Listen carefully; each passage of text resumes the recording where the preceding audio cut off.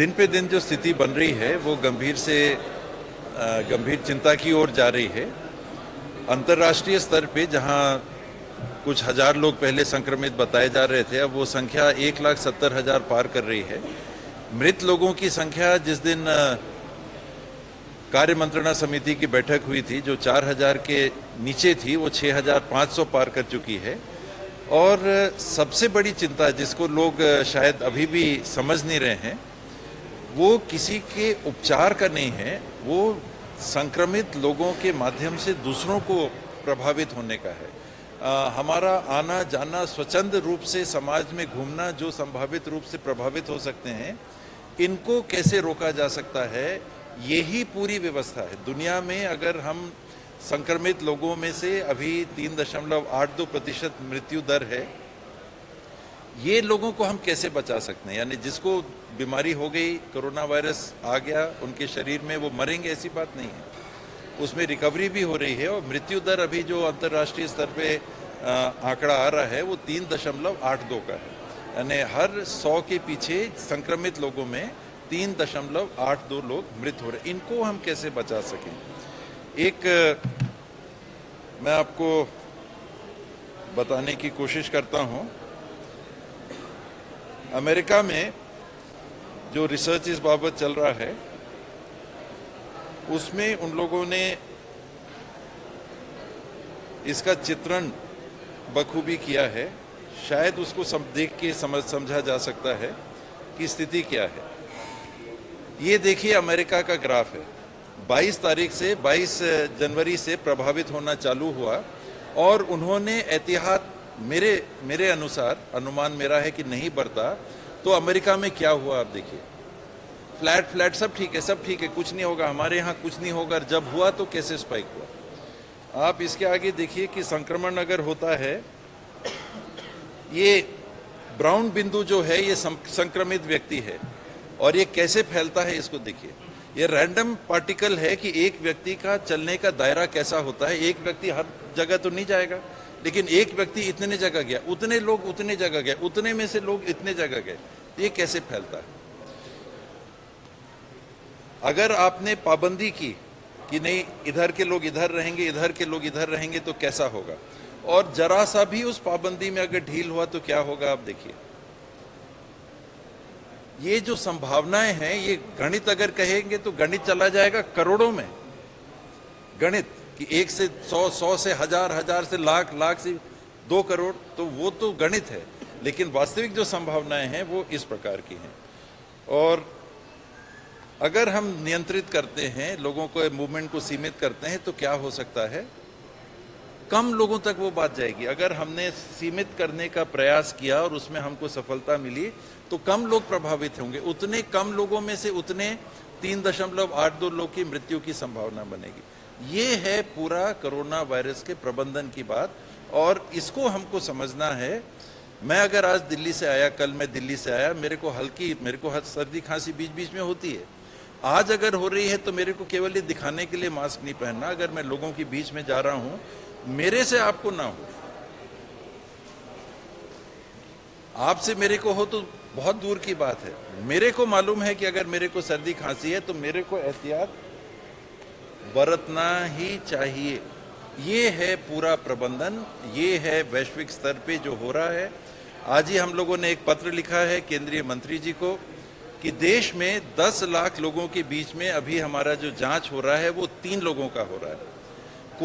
South Korea में जहां इन लोगों ने प्रबंधन करके सीमित करने में अच्छी सफलता पाई है, वहां 10 लाख लोगों में 4000 लोगों की टेस्टिंग हो रही है। हम 3 लोगों का ही टेस्ट कर रहे हैं 10 लाख लोगों में। कोरिया में 4000 लोगों की टेस्टिंग उन्होंने की, रैंडम टेस्टिंग भी। अगर आए, ये नहीं कि आप कहां से आए, क्या हुआ, मेरे को सर्दी खांसी है, मेरा ले लीजिए, तो आपको कॉर्डन ऑफ करते चले जा रहे हैं। आपको सर्दी खांसी है, बचिए, थोड़ा सा अलग रहिए, थोड़ा सा अलग। कितने लोगों को? 10 लाख लोगों में 4000। भारतवर्ष में 10 लाख लोगों में। तो ये स्थितियां हैं। इस बाबत मैंने आज मुझे लगा कि जब ये जानकारियां मेरे तक आ रही हैं, विभाग तक आ रही हैं, तो केंद्र सरकार को भी हम लोग लिखें, इस प्रोटोकॉल को बढ़ाइए।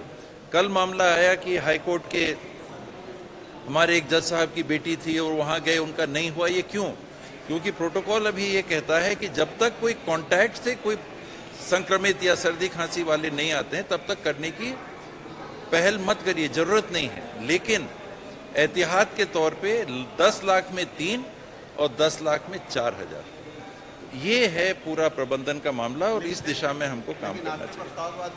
सदन के गैलरी में धरने पर बैठे, ठीक है, उनको करना। देखिए, कागज फाड़ के असंदी की ओर फेंकना ये छत्तीसगढ़ में कभी नहीं हुआ था और ये हमको शर्मिंदा करता है। अगर काला दिन है तो वो उनका कृत्य है। जो छत्तीसगढ़ के विधानसभा की कार्रवाई में काला दिन बना, ये बिल्कुल स्वीकार नहीं है।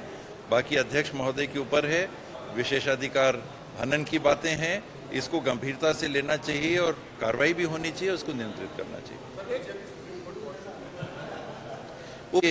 मध्य प्रदेश में जो घटनाक्रम हो रहा है, हम आप सब जानते हैं। देखिए, अभी हम लोग के यहाँ भी गवर्नर एड्रेस हुआ, मेरी माताजी का भी निधन हुआ था।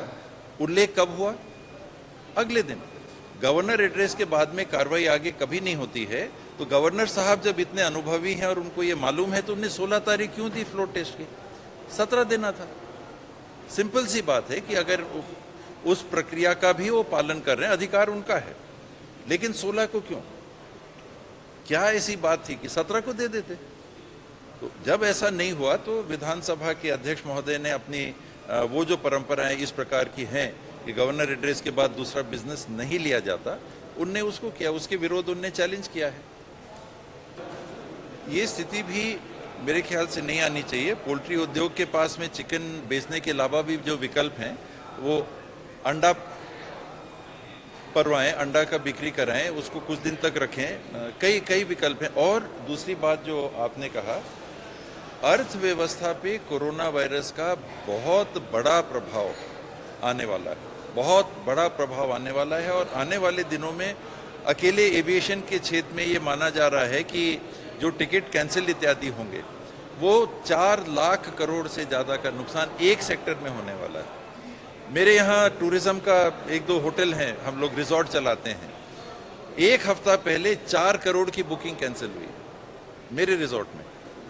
तो ये अर्थव्यवस्था पे इसका ये प्रभाव पड़ेगा ही।